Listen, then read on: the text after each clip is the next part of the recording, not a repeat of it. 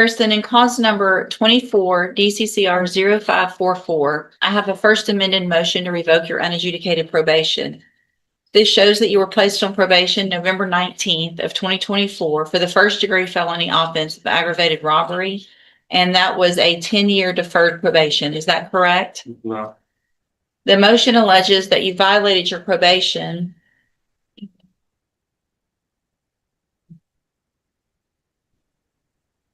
Count 1 alleges that you failed to report as directed on or about March 31st of 2026. Is that true or not true? True. Count 2 alleges that you failed to work faithfully at suitable employment and provide verification of that. Is that true or not true?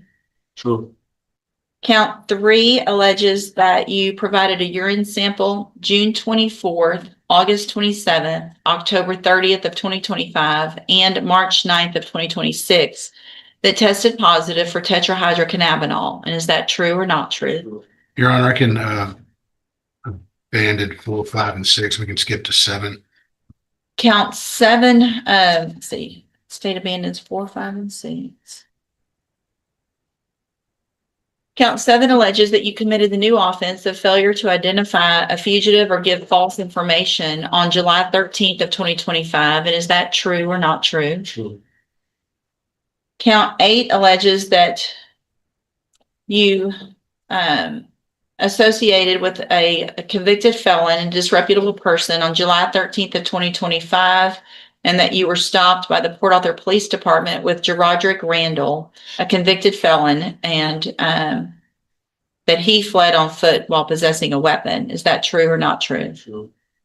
Did you enter your pleas of true to counts 1, 2, 3, 7, and 8 freely and voluntarily? Yes, ma'am. And did you plead true to those counts because they're actually true? Yes, ma'am. Well, give me just a second.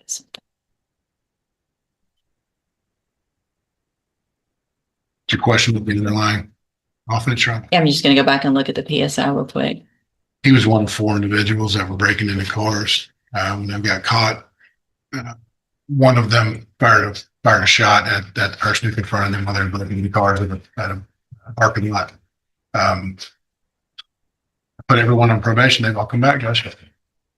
I guess my concern is that there was obviously a gun and a shot in the underlying offense. I do recall Mr. Harrison not being the shooter. I think we were able to figure out who. But he's in another gun. I mean, another car with somebody Yes. with another gun. And Mr. Randall's been revoked and sentenced to 8 years. He had a drug case, a felony, a new felony. So which is why his was a little bit more. Look at something else.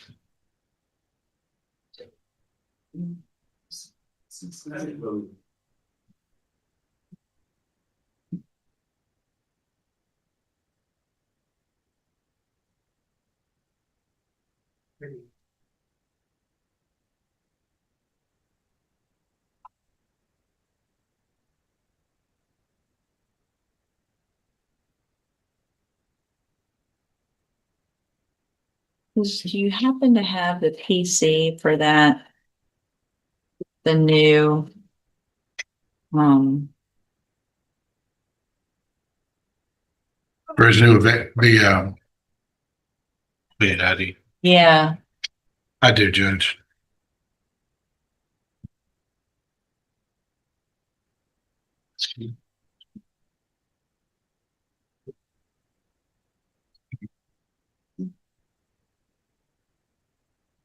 Thank you. I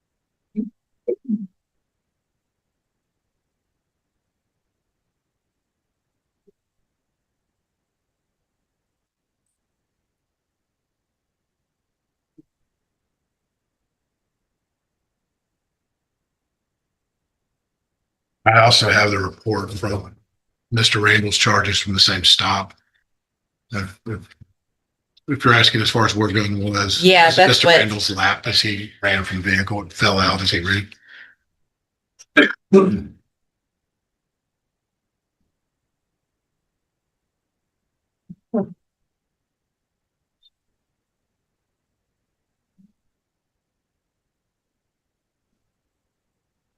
Obviously, I'm just having some concern. I understand her. Yeah. Obviously, we're all over. Can't tell you how over we are with guns. And the fact that this is the second out past curfew with in a car doing whatever you're doing that you shouldn't be doing with another gun. I will state, Judge, it was at about 6 o'clock in the evening. I don't think it was past. Oh, it was? No. I'm sorry. I thought I read It was- something it's- about curfew. That Not, was not this one, Your Honor. okay. Thank you, Mr. Nick. I don't guess it really matters what time it is.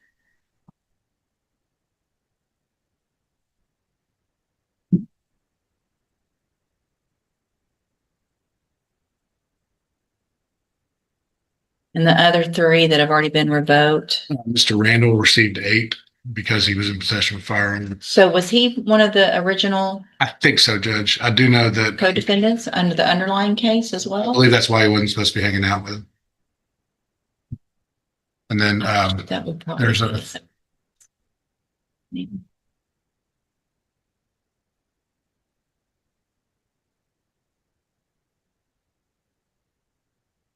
It'll have in here.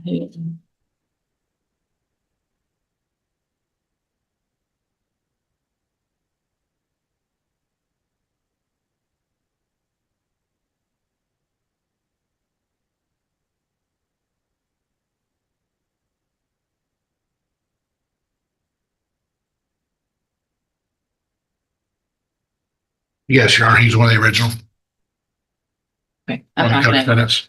yeah. Five's not, I'm not gonna accept 5. Not if you're already on probation with the same person for aggravated robbery with 3 guns in that car, another gun in this car. If he got 8, then I would consider that, but at this point, We'll discuss it. Your Honor. I'm over all of this gun stuff. So I'm gonna, I'll keep, I guess, the paperwork for now. If y'all come up with an agreement, Yes. otherwise it's a motion to revoke. I don't have to accept any agreements. It can just be up to me and we can have a hearing if we have to. But I'll just keep it for now. I can make an adjustment if you guys come up with something different. Okay. All right. Thank you. Go back. Morning. You are Aaron Wars. Yes, ma'am. Feeling better this week, Mr. Wars? Ma'am. So, Mr. Wars, this is cause number 25 DCCR 1253. Previously, you were in court, entered a plea of guilty to driving while intoxicated, third or more, received that pre-sentence report and reviewed it. Have you both had an opportunity to review that report? Yes, Judge. Yes, Your Honor. In addition to that, we received an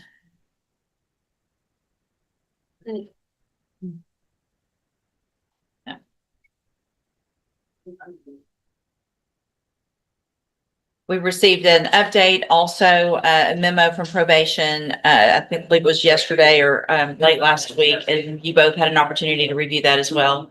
Yes, Judge. Yes, Your Honor. And so,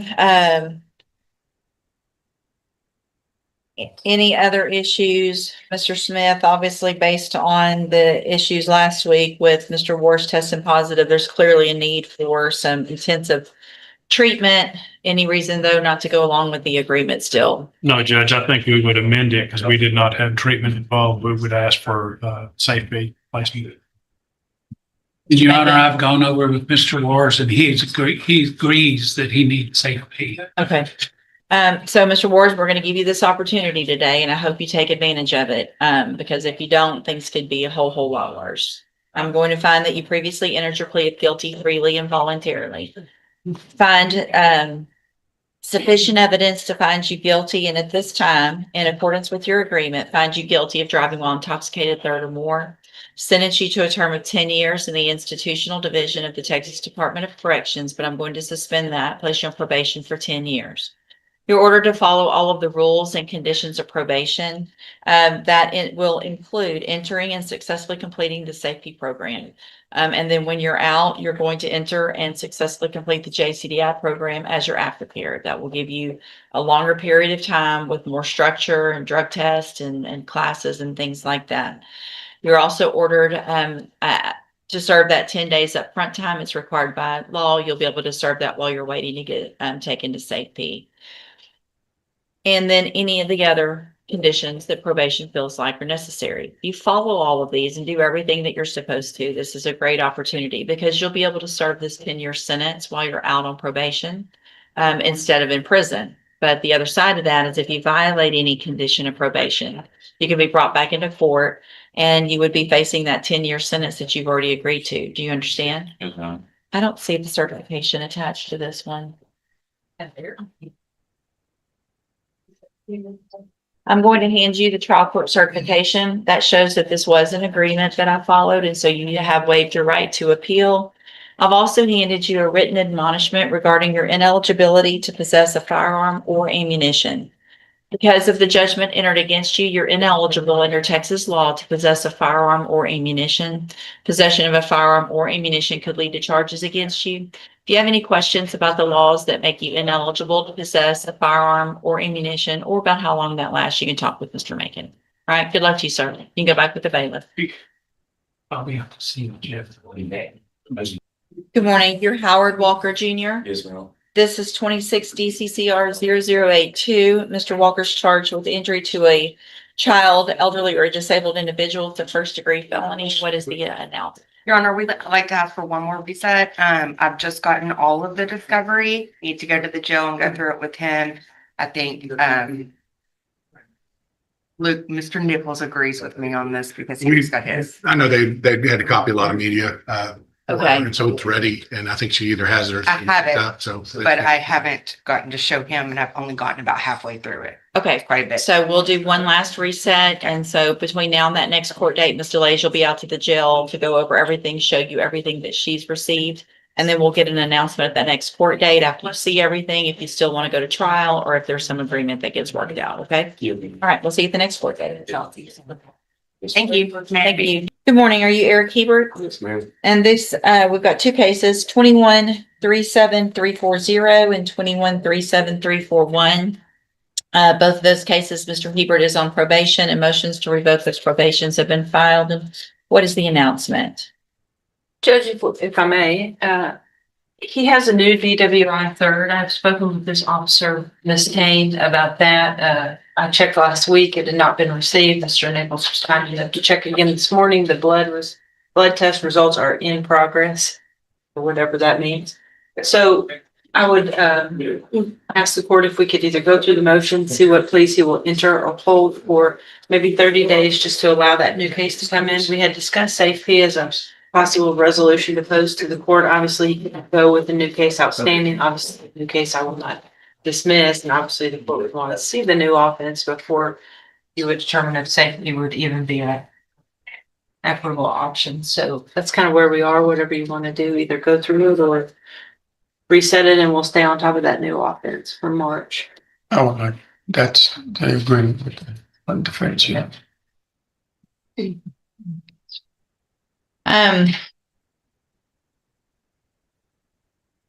I mean, I don't guess it mattered. At some point, he'll have to enter pleas of true or not true. If y'all want to go ahead and do that, and then we can reset it. I mean, that would help me expedite that case, but I don't want to put him in a position where he pleads true to it and doesn't get safety and thinks I've.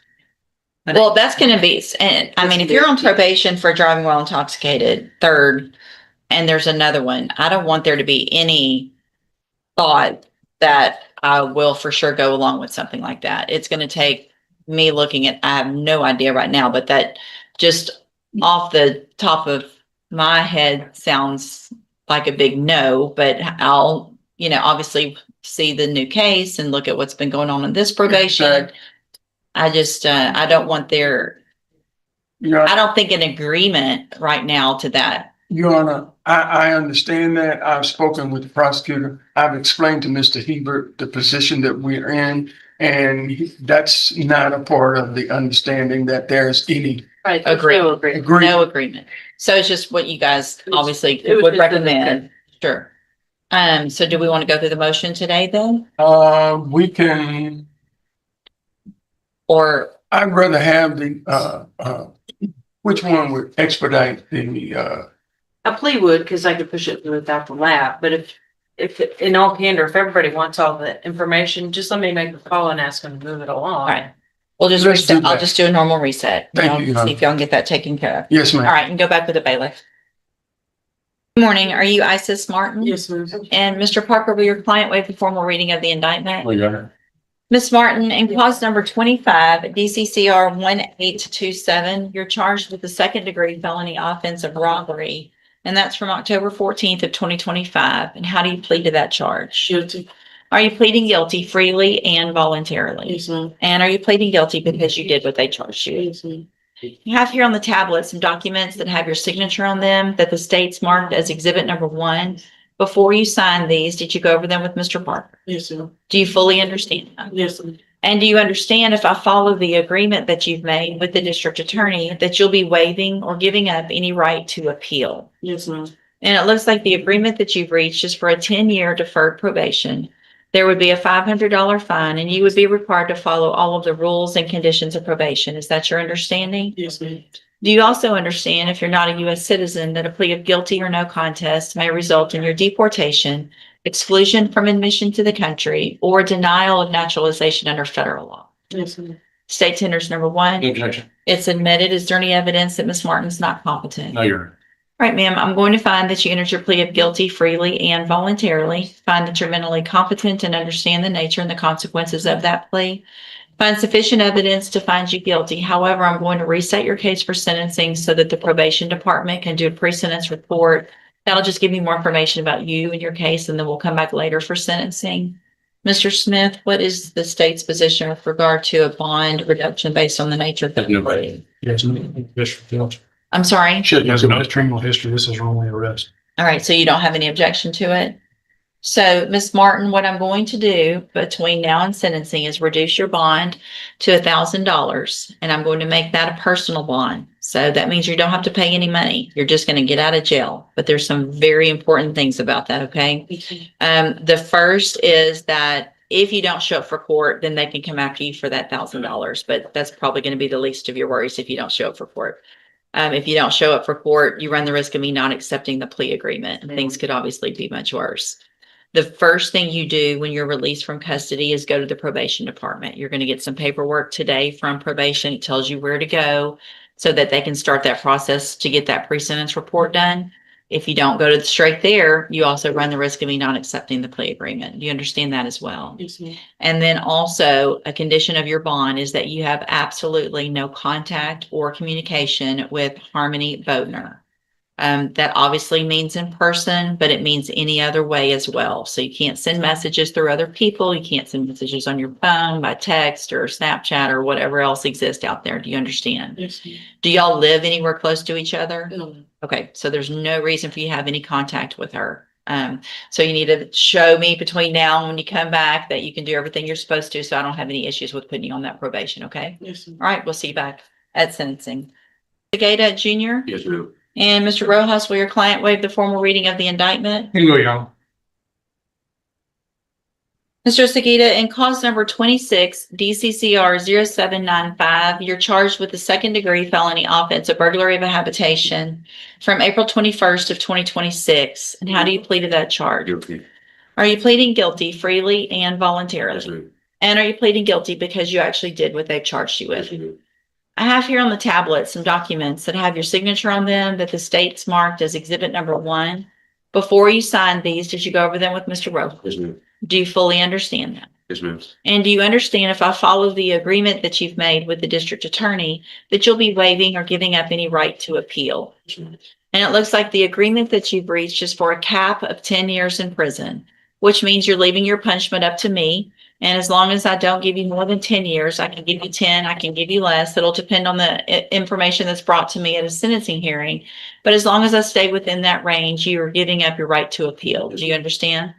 I want to make sure you understand you have an absolute right to have a jury come in and determine 2 things. The first is if you're guilty or not. And then if they find you guilty, you could leave your punishment up to them. Yes, ma'am. If we go forward this way, you're waiving that. Is that what you want to do? Yes, ma'am. Do you also understand that if you're not a U.S. citizen, a plea of guilty or no contest may result in your deportation, exclusion from admission to the country, or denial of naturalization under federal law? Also, it looks like as part of that agreement, the state is agreeing to dismiss cause number 26 DCCR 0796. Is that your understanding? State tenders number 1. No objection. It's admitted. Is there any evidence that Mr. Segata is not competent? No, Your Honor. All right, sir, I'm going to find that you entered your plea of guilty freely and voluntarily. Find that you're mentally competent and you understand the nature and the consequences of your plea. Find sufficient evidence to find you guilty. However, I'm going to reset your case for sentencing. And the probation department will do a pre-sentence report. That'll give me more information about your cases, and then we'll come back later for sentencing. Anything that you think is important for me to know, make sure you get that information to Mr. Rojas. He'll present it to me on your behalf when we come back. Okay? You can go back with the bailiff. Good morning, sir. Are you Byron Jamal Morris? Yes, it will. And Mr. Rojas, will your client waive the formal reading of the motion? It will, Your Honor. Mr. Morris, in cause number 15-21651, I have a motion to revoke your unadjudicated probation. Shows that you were placed on probation March 21st of 2016 for the second-degree felony offense of burglary of a habitation, and that was a 10-year deferred probation. Is that correct? Yes, ma'am. It alleges that you violated your probation. Count 1 alleges that you committed the new offense of public intoxication November 6th of 2025. And is that true or not true? That's true. Count 2 alleges that you failed to report to the Jefferson County Probation Department for your administrative hearing December 18th of 2025. Is that true or not true? Yes, ma'am. True. True. Count 3 alleges that you failed to comply with the curfew and that you were outside of your approved residence at approximately 11:59 p.m. November 6th of 2025. And is that true or not true? True. Count 4 alleges that you failed to abstain from the use of any and all intoxicating substances, including alcohol, and that you admitted to using alcohol on September 15th of 2025. Is that true or not true? Not true. Count 5 alleges that you're behind in your court-assessed fees as of January 14th, 2026 in the amount of $7,711. And is that true or not true? True, Your Honor. Did you enter your pleas of true to counts 2, 3, and 5 freely and voluntarily? Yes, ma'am. And did you plead true to those counts because they're actually true? I have here on the tablet some documents that have your signature on them that the state's marked as exhibit number 1. Before you signed these, did you go over them with Mr. Rojas? Yes, ma'am. Do you fully understand them? Yes, ma'am. And do you understand if I follow the agreement that you've made with the district attorney that you'll be waiving or giving up any right to appeal? Yes, ma'am. And it looks like the agreement that you've reached is for a cap of 5 years in prison. Is that your understanding? Yes, ma'am. State tenders number 1. No objection. It's admitted. Is there any evidence that Mr. Morris is not competent? No, Your Honor.